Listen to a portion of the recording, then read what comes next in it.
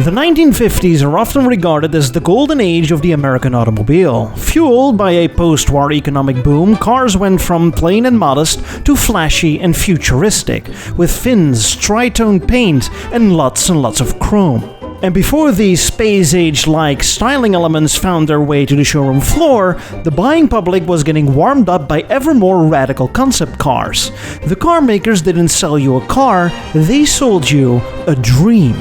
Welcome everyone to episode 66 of the Automotive History series, where we're going to take a closer look at the American dream cars of the 1950s. This is going to be a 4-part episode, and this is the last part, Part 4, the Independent Concept Car Edition. What is often overlooked in the history of the American auto industry, even including in my very own videos, is the role of the so-called independents. See, the big three, Ford, GM, and Chrysler, are car conglomerates. They own multiple brands, and each division usually operates in a different market segment and price point. But besides these giants, you also had the independent car makers, standalone brands that only operated in one market segment. In this final part of the episode, we're going to take a look at some of the dream cars of these brands for the 1950s. And these brands are Packard, a luxury car maker. Before the Second World War, they were industry leading, but after the war, they were getting passed left and right by Cadillac and Lincoln. Studebaker, one of the oldest American car brands and operated more or less in the mid-market segment against Oldsmobile, Mercury and Dodge. Nash, a brand that tried to compete in most market segments with individual models, noted for their streamlined bathtub design, but also jumping into the economy budget range. And Hudson, also a mid-level brand with a slight focus on sportiness. I always like to joke that it's like the Alfa Romeo of the USA. It never really sold many cars, but thank God it exists, because what they made was exciting to drive. Besides this overview, you also had newcomers like Kaiser and Fraser, but those vanished as quickly as they started out. And then there is Willys Overland, but they decided to scrap the car business and focus at what they were best at, making off-road vehicles under the Jeep name. These 4 brands all have in common that they were always short on cash and could go bankrupt any minute. Some proposals were made to let these 4 brands merge and become a big 4th, but that never went through. Eventually Packard and Studebaker got together, and so did Nash and Hudson, to make this all more confusing.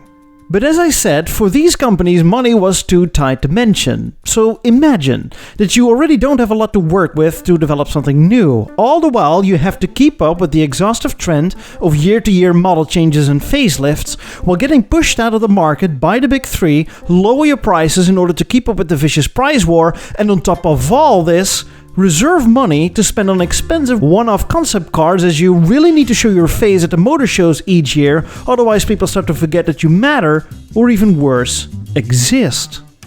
As you can imagine, the list of concept cars made by the independent car makers is a short one. Just because the concept cars weren't really on top of their priority list doesn't mean that these companies didn't make them at all. Quite the opposite, in fact. In general, Nash, Hudson and Studebaker followed Chrysler's footsteps. Chrysler released the so-called idea cars, which were an American-Italian effort. Chrysler would design the cars and Italian coach builder Ghia would build them.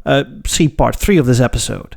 These companies would do more or less the same. Their concept cars also featured European Grand Tourer elegance combined with American style and were built by Italians. Packard, on the other end, would more or less follow General Motors and namely its main competitor, Cadillac, as Packard not only released futuristic concept cars, but also special versions of regular production models, like a body style that wasn't offered before, or an interior done up in an unusual and luxurious fabric. And so in 1951, the year when the big three released such cars like the GM LeSabre and the Chrysler K310, it was Packard that stepped into the range. Packard took it easy by only showing a fastback version of their regular model series. New for 51 was the redesign, trying to forget the somewhat graceful but otherwise plum-looking 1950 models. Although the new models for 51 came in various body styles, including a hardtop, no fastback version was offered. This was one way to show what it would look like. The greenhouse looks almost British, like a fastback Bentley, and the rear sloping roof makes the rear fenders look more pronounced, almost like fins.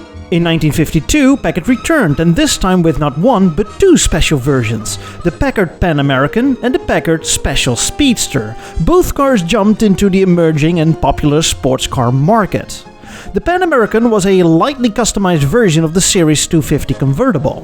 The grille was slightly restyled and enlarged, and the body was lowered, and so was the greenhouse, to make it appear, longer, wider, and lower.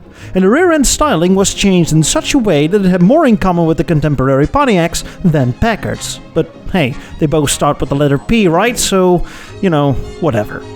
Although it doesn't look like a whole lot of change, it did cost Packard huge amounts of money to make it. In total, a limited run of 6 of these were made before the number crunching department figured out that in order to sell a sporty car such as this, they needed to charge an astronomical retail price, which could in no way be justified. So better luck next time with that other project, right? Well, that other project, the Packard Speedster, wasn't really a concept car, but more like a one-off personal car project for Ed Macaulay. Macaulay, better known as Easy Ed, and that's what girls like to call me on Saturday nights, was Packard's styling big boss, and the Packard Speedster was the replacement of his previous personal ride, the so-called Brown Bomber. That's what my toilet likes to call me the next morning after Saturday night. 1954 rolls around and we finally get to see some real dream car action. Packard was back once again, but this time with a full-on concept car, and also Hudson joined the party. Packard revealed the Panther Daytona. Not 1, but 4 were built, with 3 of them that would adopt rear-end styling of the yet-to-release 1955 Clipper models, and 1 was fitted with the rear-end styling of the yet-to-release 1955 Caribbean models, with the so-called cathedral-style taillights. The Panther Daytona was described as a sports roadster, but ultimately more like a personal luxury car, and most definitely Packard's answer to the Ford Thunderbird, which would make its debut a year later. In an alternative universe, this would have been a Packard Thunderbird. The car is longer, wider, and lower compared to Packard's standard models, with a slight hint of hooded headlights and a slimmer grille that still followed the shape of the classic Packard grilles. The name Panther is a very good description. Somehow I do see some wild animal in the front end styling, although I can't really explain it. The overall proportions are a bit off, the greenhouse is a bit too big and heavy compared to the rest of the body, but the convertible version sure looks stylish. As I mentioned, Hudson also saved up enough money to release their own concept car, the Hudson Italia. And I don't think I have to explain to you what general design theme is going on here.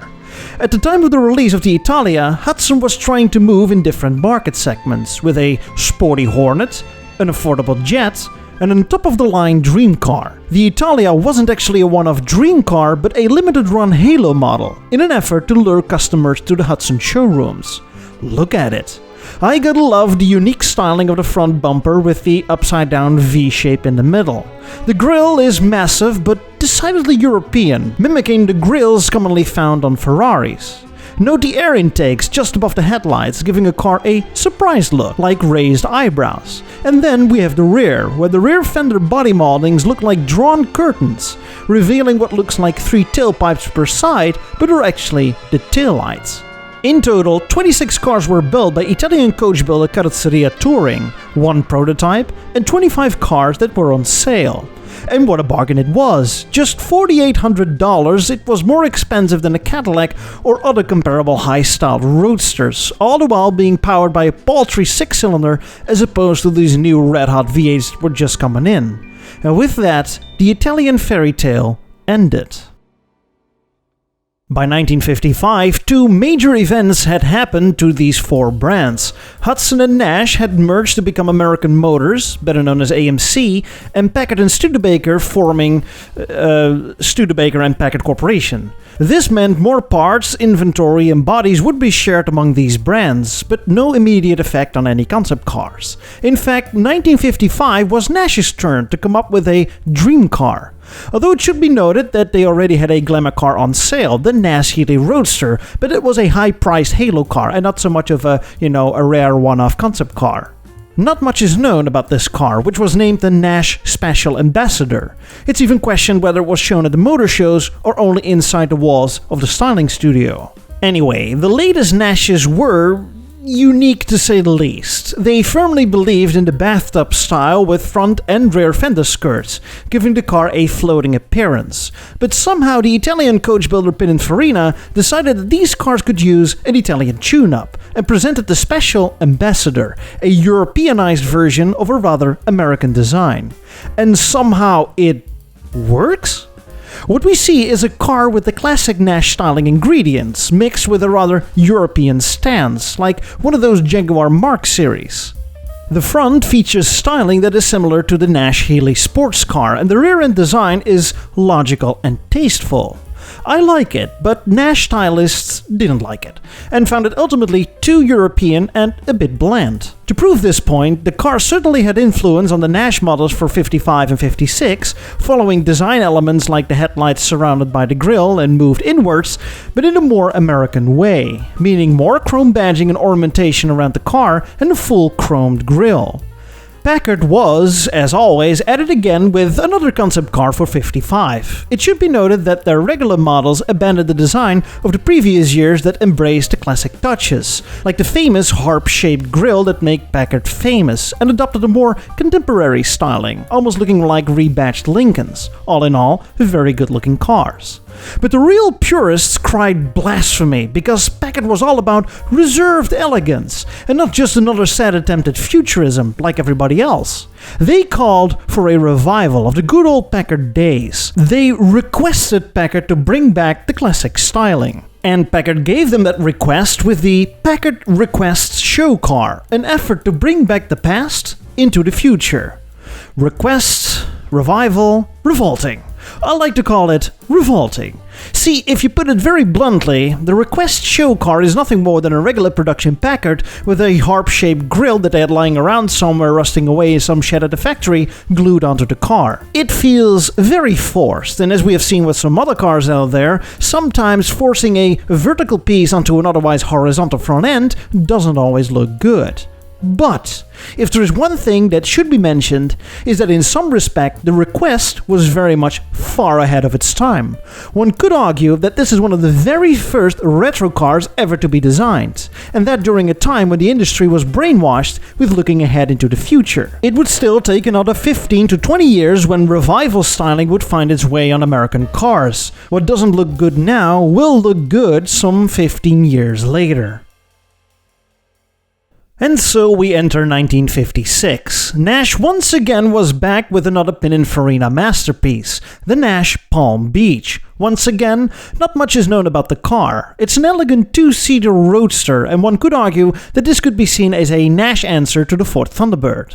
But according to the stories, the car was never really shown at the American motor shows, but only at the European car shows. There were talks about the Palm Beach, or a regular production car inspired by the Palm Beach, that would replace the Nash Healey Roadster, but those plans never materialized. Packard in the meantime had learned their lesson. Although the requests received positive reviews, the company decided to switch back to futurism and released one absolute killer of a concept car, the Packard Predictor. And boy, you gotta love that name. It describes the car so well. A prediction of Packard's future. Everything Packard did wrong with the Request, it did ultimately right with the Predictor. The Predictor manages to be a full-on futuristic concept car, but at the same time tastefully incorporates a reference to the good old days. The front end is dominated by a slim vertical grille, a reference to the Packard grills of the 1930s. The grille is even more pronounced because of the overall flat and understated design of the front end, thanks to the radical hidden headlights, another unique feature. Not to mention the many beveled shapes that would make the front end look very contemporary even all the way into the 60s and even the 70s. The greenhouse design seems to be very much borrowed from the Ford Motor Company, including the porthole that was stolen off the Thunderbird, and the roof design from Lincolns and Mercurys. And now that we're talking about Ford, could the Predictor in one way or another have influenced, or predicted, the design of the upcoming Edsel? I'd love to know your ideas. Let me know in the comments what you think. The rear is a natural evolution of the cathedral-style taillights on the regular production models. This time they're even larger and cascade down from small fins. What also helps is the overall longer, wider and lower stance, really giving the car a proper late 50s appeal. And from here, it gets really quiet. In the last years before 1960, no real efforts were made by the independents to come up with a concept car, and for some very good reasons. The newly formed Studebaker-Packard Corporation turned out to be a disaster, so much even that Packard was discontinued in 1958 after making the dreadful so-called Packard Bakers. Quite the contrast compared to the dashing and promising Predictor show car a year earlier. After Packard's demise, Studebaker was also struggling until it closed up shop in the mid-60s, although they did make two revolutionary cars, the radical Studebaker Scepter in 1963 and the unique and often misunderstood Avanti sports car, which did actually enter production also in 1963. Hudson and Nash as standalone brands also vanished, but lived on to become American Motors or AMC. Although things were quiet at first, AMC managed to crank out quite a few funky concept cars over the course of the 1960s, even daring to think outside the box. And this pretty much concludes this 4-part episode of the many dream cars made by the American car makers in the 1950s. Once again, I hope you've enjoyed this general overview of almost all the dream cars of the 1950s, and if you're new here, check out the other 3 parts of this episode. See you in the next video.